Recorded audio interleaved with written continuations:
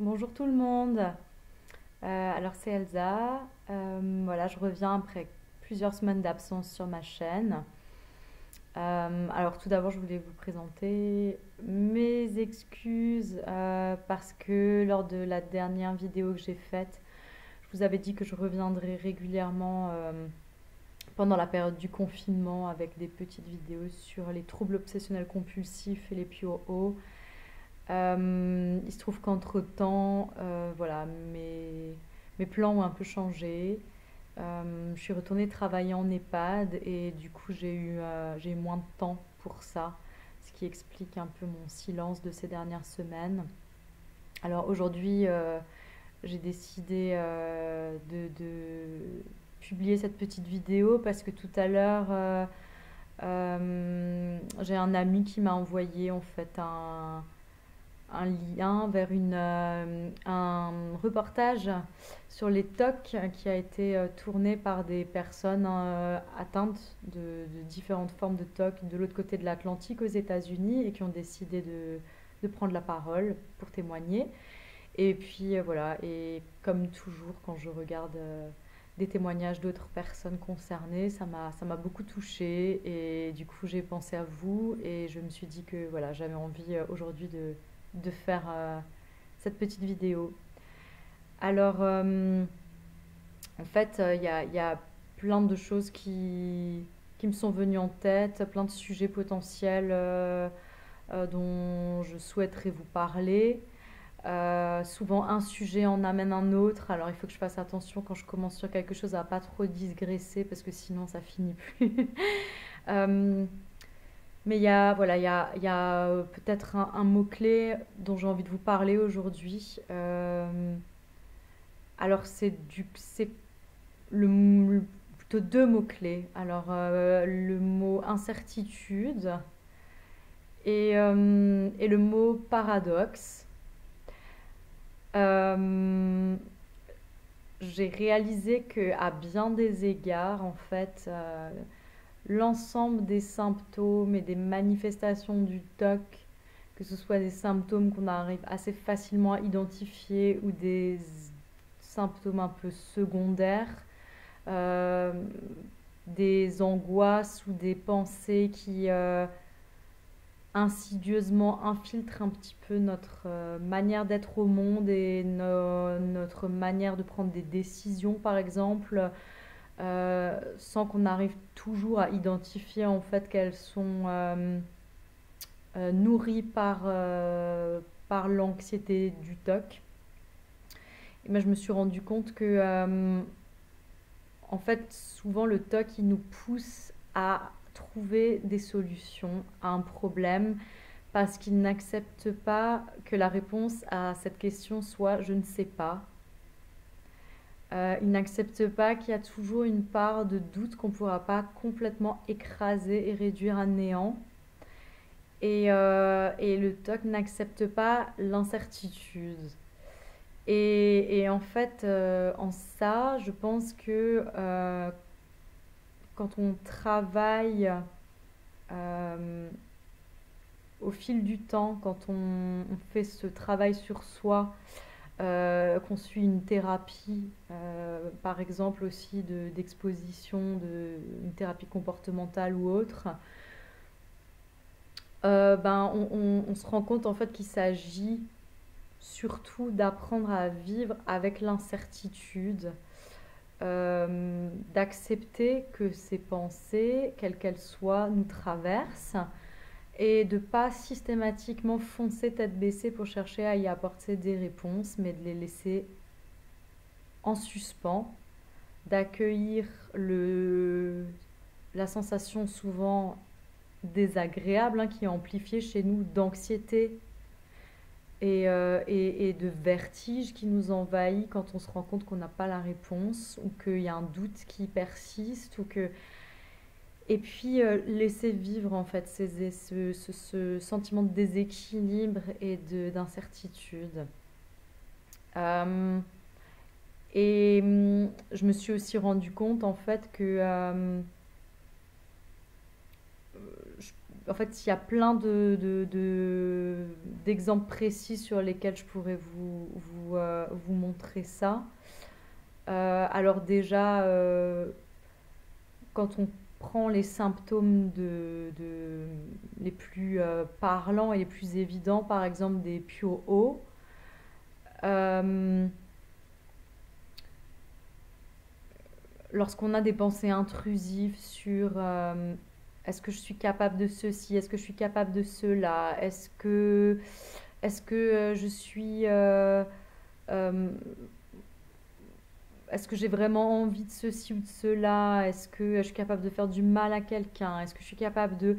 En fait, la vraie question qu'il y a derrière, c'est vraiment une question existentielle en fait. C'est ben, si l'être humain il est fait de bon et de mauvais, de bien et de mal, quoi, dans cette vision super manichéenne. Et si moi je suis un être humain, est-ce que j'ai ça en moi? Est-ce que cette part de moi, cette part d'ombre, un jour pourrait ressortir et prendre le contrôle? Euh, et en fait, cette idée-là de l'existence en nous d'une part d'ombre, en fait, elle est tellement effrayante et inacceptable au regard de nos tocs que en fait on va chercher à tout prix à creuser, creuser, creuser jusqu'à anéantir la moindre petite forme de doute qui subsiste en fait. Et, euh, et en fait c'est très très difficile, mais je pense que voilà le premier pas c'est vraiment de prendre conscience en fait que sur énormément de choses dans la vie, énormément de questions. Et je trouve que la période actuelle nous l'apprend bien. D'ailleurs, il y a des moments où il faut accepter de laisser vivre l'incertitude, une forme d'incertitude. Voilà. Accepter qu'il y a une part de mystère aussi. Et ne pas foncer tête baissée à la recherche tyrannique d'une réponse qui soit tout blanc, tout noir. Voilà. Alors, dans la même idée, accepter de vivre avec l'incertitude, c'est accepter aussi de laisser vivre des paradoxes. Alors, les paradoxes, qu'est-ce que c'est? Alors, désolée si ma définition est peut-être, euh, comment dire, un petit peu approximative ou voilà, je vais pas me lancer maintenant dans un cours sur les termes, sur l'étymologie, voilà, donc vous me pardonnerez, mais ce que j'essaie de vous dire, c'est un paradoxe, en fait, c'est pas une contradiction, c'est une contradiction apparente, mais c'est l'idée qu'il y a deux choses qui peuvent, à première vue, nous sembler opposées, mais qui peuvent cohabiter quelque part dans une même réalité. Et ça, quand on vit avec un TOC, on le comprend assez rapidement théoriquement, mais émotionnellement, on est très vite à la ramasse. On a beaucoup de mal avec le fait, des fois, de ne pas basculer dans du tout ou rien. Euh, je vais vous donner un exemple. En partant de moi, une fois de plus, parce que voilà, ce sera plus facile pour moi de vous rendre ça accessible en partant d'un exemple. Mais l'hésitation que j'ai eue, par exemple, avant de créer cette chaîne YouTube et de parler publiquement de mes tocs. Alors, d'un côté, les TOC, c'est quelque chose qui, et notamment les POO, c'est un trouble qui, dans ma vie, a ouvert une autoroute à des émotions très désagréables. Et parmi ces émotions, il y en a une qui est particulièrement difficile et qui prend énormément de place, c'est la honte. La honte, la culpabilité, un sentiment de parfois même de mépris de soi-même, une sensation d'être impur, maudit. Enfin, c'est voilà, quelque chose qui vient vraiment nous blesser au plus profond de notre estime de nous-mêmes. Et, euh, et puis, petit à petit, plus j'ai avancé dans ma compréhension de la maladie, plus j'ai développé d'outils pour apprendre à faire face et à me relever après les mauvaises passes, plus j'ai aussi commencé à développer une sorte de, j'ai envie de dire, de fierté euh, et d'envie presque de revendiquer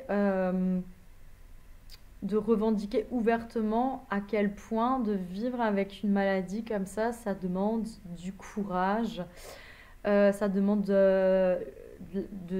voilà, de puiser très profondément en soi-même pour mobiliser l'énergie d'avancer. Et puis voilà, et du coup, j'ai ressenti aussi de la fierté d'être capable d'être toujours en vie, vraiment, ne serait-ce que ça, et de me lever tous les matins avec, sachant la souffrance que j'ai pu endurer à certains moments en fait. Et là, tout de suite, mon cerveau de toqué, euh, il y a des moments où il bug, voilà, il sent d'un côté cette fierté qui essaye de cette petite voix qui dit bah oui, assume, sois fier de toi, t'as le droit d'être fier de toi, nanana, t'as le droit de parler sans baisser les yeux de tout ce par quoi tu es passé. Et de l'autre côté, paf, la présence toujours au fond de moi, insufflée par cette petite voix du TOC, la présence de la honte liée à toutes ces pensées intrusives, liées à toutes ces ruminations. Et puis là, il se passe un truc, c'est voilà, ah ben non, c'est pas possible, on peut pas avoir honte et être fier en même temps. Euh, il faut absolument que je décide là tout de suite. Il faut absolument que je décide là tout de suite si je suis quelqu'un de misérable qui mérite de vivre dans la honte ou quelqu'un de bien qui mérite d'être fier de lui et de vivre dans la confiance. Et alors du coup, voilà, là ça recommence une nouvelle boucle comme ça de rumination qu'on n'a pas forcément tout de suite associée aux ruminations habituelles, mais qui se base un peu toujours sur le même mécanisme. Euh, j'ai identifié deux choses qui dans mon mode de pensée, comme ça, de manière ultra...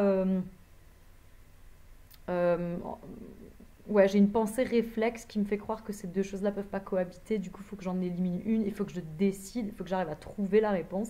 Est-ce que je mérite d'être fière de moi ou est-ce que je suis juste une grosse merde? Et en fait, voilà, dans le talk, il y a plein de moments comme ça où on est poussé à des pensées limites et à des ultimatums. Et on se crée des ultimatums là où en fait personne ne nous demande de répondre dans un sens ou dans l'autre. En fait, c'est nous, on se met dans des situations où on exige de nous-mêmes de trouver la bonne réponse. Et c'est un combat à mort qui est sans cesse renouvelé dans notre esprit jusqu'à ce qu'on trouve la bonne réponse. Sauf que ben, la bonne réponse, on ne la trouve pas parce qu'il y a toujours des et si et des oui mais et des et si et encore d'autres oui mais qui font que le seul résultat, c'est qu'au bout d'un moment, on se rend compte qu'on a de nouveau passé tant et tant d'heures à ruminer sur un truc complètement anodin et que personne, en fait, à part nous-mêmes, n'a exigé de nous qu'on tranche dans un sens ou dans l'autre. Voilà. Je ne sais pas si c'était clair ou parlant comme exemple, ça en était un, mais en fait, il y en a plein d'autres, quoi. Et je pense que, voilà, petit à petit, essayez de vous observer fonctionner. Et, et quand vous sentez que vous basculez dans ce truc, ce sentiment impérieux de devoir trancher dans un sens ou dans un autre, euh, dites-vous, ah, là, je suis pas sûre que ce soit que ce soit moi qui ai besoin de connaître cette réponse, c'est mon TOC qui me fait croire que je dois connaître cette réponse. Euh, et là, c'est le moment de d'avoir un mouvement de recul et de se dire, bah, est-ce que j'ai vraiment besoin là de répondre à cette question? Est-ce que je peux pas accepter la nuance en fait? Est-ce que je peux pas accepter euh, que des fois, quand je suis rattrapée par mon TOC, il m'arrive encore de ressentir de la honte, de la culpabilité et, et toutes ces émotions-là. Et qu'en même temps, à d'autres moments, ben, quand je me sens mieux, quand j'arrive à reprendre un peu le dessus, ben, d'être fière du chemin que j'ai parcouru. Euh, voilà, en fait. On n'est pas. On est fait de plein de choses, quoi. On se limite pas à du tout blanc, tout noir. Euh, alors pareil, je vous donne un deuxième exemple, après je vais finir là-dessus parce que sinon ça va être un peu long. Mais toujours par rapport à des réflexions comme ça qui m'ont traversée en créant cette chaîne, euh, il y a quelque chose d'assez, une prise de conscience importante en fait, je pense, qu'on est amené à avoir en avançant dans son chemin avec cette maladie. C'est, il est très important à un moment donné de se rendre compte qu'on n'est pas son TOC. On n'est pas ce qu'on pense, on ne peut pas s'identifier aux ruminations qui viennent avec le TOC. On est beaucoup plus que ça. Et dans les moments vraiment durs, dans les périodes vraiment de mal-être, où le TOC occupe toujours plus de place, et où on est dans des ruminations constantes, en fait, c'est très dur de se souvenir de ça, parce que le TOC impacte tellement sur tout, sur nos décisions, sur nos émotions, sur notre morale, sur ce qui se passe dans notre tête, sur notre façon d'appréhender nos relations, le monde extérieur, qu'en fait on s'identifie totalement à la maladie et on a l'impression de ne plus exister en dehors du TOC et que le TOC en fait c'est nous quoi. En fait on est toqué et on n'est rien d'autre. Et, euh, et du coup, ce qui peut se passer, c'est que quand on prend conscience dans un premier temps qu'on n'est pas son TOC, ça peut être une prise de conscience vraiment libératrice, mais le TOC il se laisse pas évacuer aussi facilement. Donc très vite, il peut y avoir cette petite voix qui revient et qui vient nous dire, ben si tu sens qu'il faut surtout pas t'identifier à ton TOC, alors fais comme si tu n'avais pas de TOC en fait, prétends que tout va bien, euh, ne, ne, ne laisse pas de place à ce mot, à ce trouble dans ta vie. Prétends que tout va bien, ne laisse surtout pas de place à ça si tu veux pas que ça te définisse en fait. Et là, on est dans une espèce voilà, de l'autre extrême, c'est du coup d'être dans une espèce de déni en fait, de déni de la maladie. Et je pense que tout comme il est important de se rendre compte on n'est pas son TOC, on est beaucoup plus que ça, il est aussi important de se rendre compte tout de même que le TOC, au jour d'aujourd'hui, occupe telle ou telle place dans ma vie, ou le TOC, à travers telle ou telle expérience de vie, m'a appris ceci ou cela, ou m'a conduit à être la personne que je suis au jour d'aujourd'hui. Enfin, à participer à faire de moi la personne que je suis aujourd'hui. C'est-à-dire, là, c'est pareil en fait. Il n'y a pas je suis toqué ou ou tout va bien en fait. Euh, c'est très important de se dire, en fait, on peut remettre de la nuance, on peut souffrir de TOC sans pour autant, en fait, se balader ou se sentir marqué au fer rouge par une étiquette indélébile de je suis toqué, quoi. Et moi, par exemple, quand j'ai créé cette vidéo, j'ai senti ces réticences que j'arrivais pas toujours à identifier. Alors, bien sûr, il y a la peur du regard des autres, hein. Alors ça, c'est un frein vraiment puissant, hein, et c'est une réalité quand même qui a beaucoup d'incompréhension.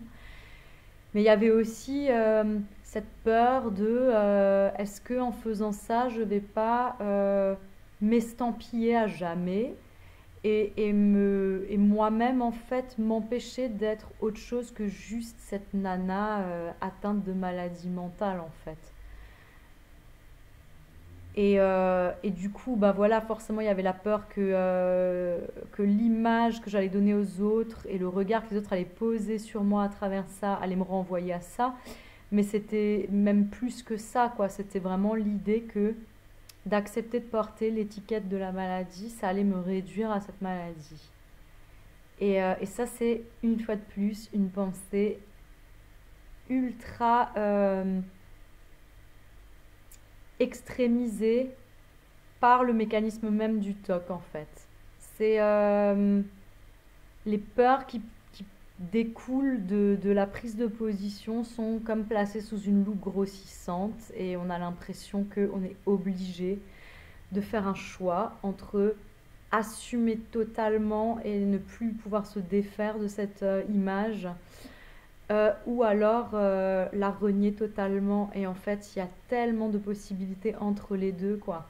Et c'est ce que j'ai envie de vous dire aussi aujourd'hui, c'est où que vous en soyez, en fait, euh, vous avez le droit de naviguer dans les nuances, de naviguer dans l'incertitude et de prendre une décision, de revenir sur cette décision, de voilà, vous avez le droit de parler, de dire et de partager votre souffrance, mais si vous ne le sentez pas, vous avez aussi le droit de la garder pour vous. Ça fera pas de vous des lâches ou des voilà, c'est vraiment à vous de sentir ce qui est bon pour vous. Il n'y a pas de bonne ou de mauvaise réponse. Euh, vous avez ouais, voilà, vous avez le droit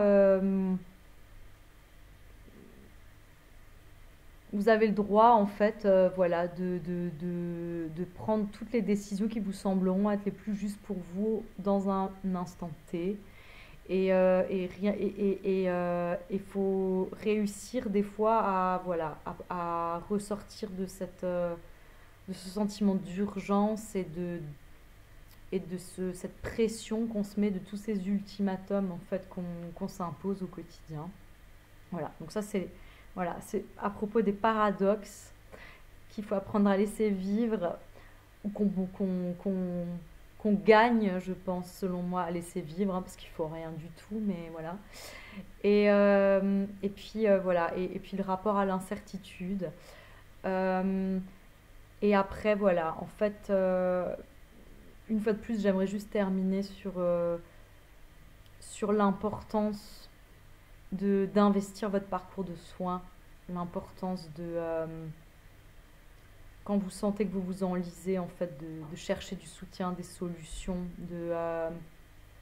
si vous pouvez, de ne pas rester complètement seul avec ça, de pas vous emmurer dans le secret, si vous ne pouvez pas en parler à un proche ou que vous avez peur de la réaction de vos proches, trouvez un professionnel qualifié pour venir lui en parler. Croyez-moi, les psys, ils entendent ce genre d'histoire à longueur de temps. Après, trouver un psychologue au moins, qui a été sensibilisé à la thérapie comportementale et cognitive ou qui a déjà l'habitude de travailler avec des patients qui souffrent de TOC, juste pour vous éviter la souffrance d'être pas compris ou mal diagnostiqué.